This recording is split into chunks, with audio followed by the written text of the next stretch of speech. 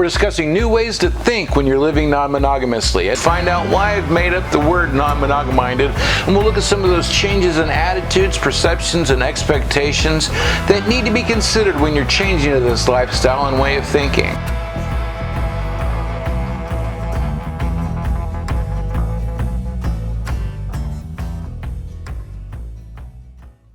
Welcome to Non-Mainstream.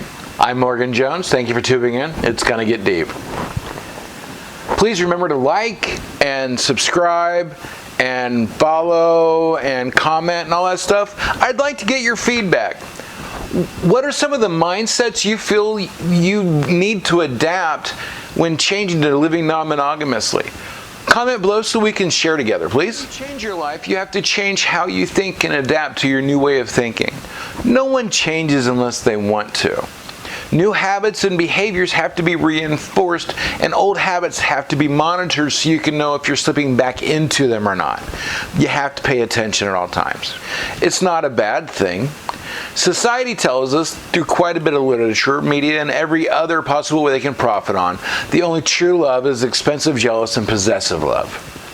Society tells us that we have to expect a certain level of response time. Society tells us a lot of garbage. So far, some of the topics I've covered fall into this category of who buys on the date, how to perceive boundaries in other people's relationships, what some solid and realistic adaptations are needed for expectations for the folks you're involved with, and how to approach how you poly. Now I want to start exploring the things you have to start looking at differently and the ways you have to change how you approach life and when you're living life non-monogamously. What is this word I made up? Non-monogaminded is the changes in perception and behavior that you need to adapt to mindfully and respectfully being involved with multiple partners. These are types of things that society, religion, etc. teach us to enforce a monogamous lifestyle, and changes of thinking that have to be undergone to think of relationships from a pluralistic view. Back to my earlier statement about possessive love. This is a mindset that needs to be curbed. People are their own and not a possession to be claimed, bought, paid for, earned, or dazzled into seduction by a sparkly diamond. The expectations of relationship occasion, celebration are different when you're dating four people. It gets expensive if you attempt to satisfy the conventional gifts or stage demarcation. There are a couple of things going on here. It's simply a matter of practicality and economics. Also, personally, I don't subscribe to the marketing machine that is out there telling me that the only way to show my love is to buy this card on this day. I do my best to make sure my partners know that they are loved every day. Simply put, I don't need a get-out-of-jail-free card to get absolution for my relationship neglect because I haven't been neglectful. One of the major mindset changes you need to make to help the transition into not considering your mate a possession is to change a point of view that is way too prevalent in society. It's the ongoing battle of scarcity versus abundance. Millions of years ago, there was this thing that happened, and the end result was called the Great Rift. Much earth, much movement, big cliffs. It's a thing. Primates on either side descended from fairly common ancestors split into chimpanzees and bonobos.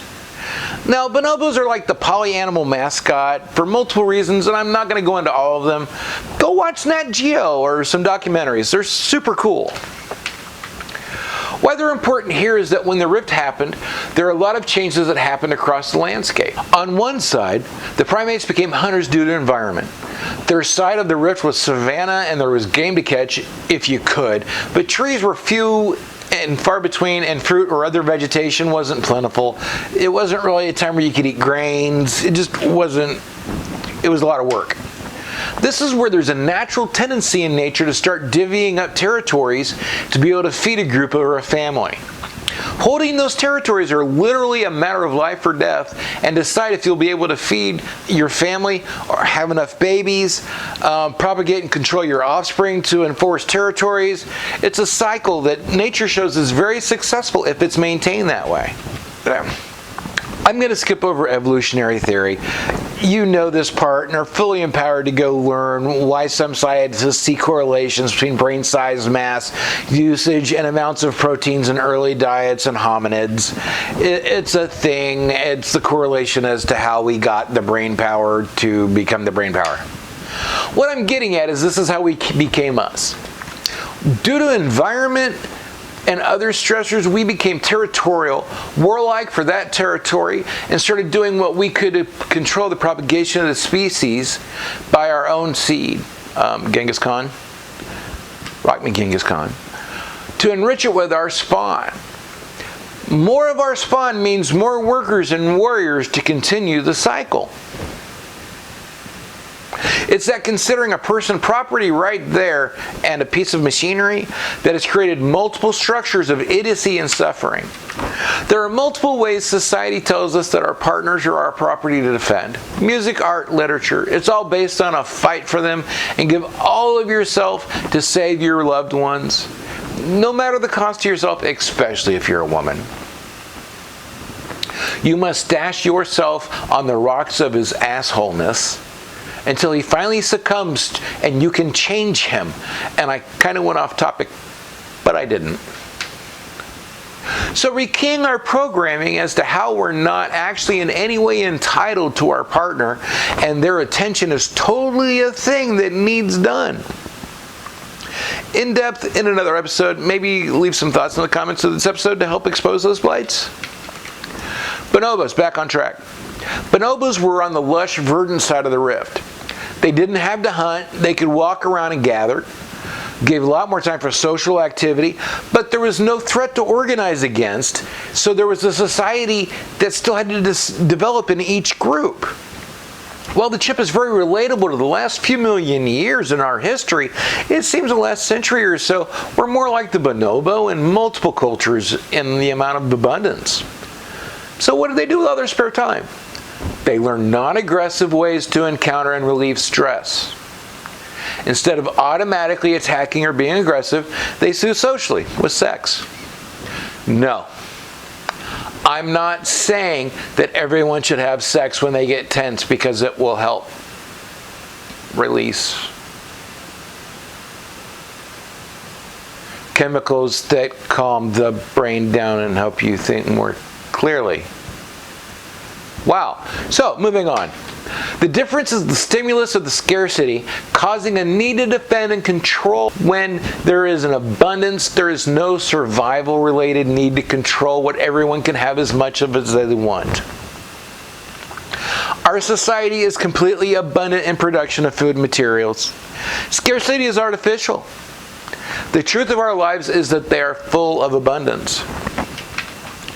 I fully believe that love is limitless. Possessiveness and the related jealousy and envy that accompanies them are children of scarcity and limited resources. If love is limitless, then it can't run out and thus isn't scarce. It's abundant. It's one of those changes in thinking that help when people are looking at jealousy and why they're having issues with jealousy in a situation. Possessiveness, not jealousy. Possessiveness of time and or attention is what's going on there. Now, time is a limited resource. It does have some scarcity to it, but you have to remember again, it's their time to spend. They're not a possession, they're not a toy, they're not a doll. And it's not always a matter of importance. Sometimes it's a matter of matching or simultaneous timing as to why they're spending that much time with them and not with you. Just saying. We need to be whole, healthy people for our partners, but it's a process. We have to rethink how we react and why we react and decide what we want to keep and what we want that will be a gift to lose. Thanks for watching. Have an amazing day and enjoy living your best life. I'm Morgan Jones. Please comment below and let me know some of the things you've had to change and how you think about life as you progress through a non-monogamous lifestyle. Peace.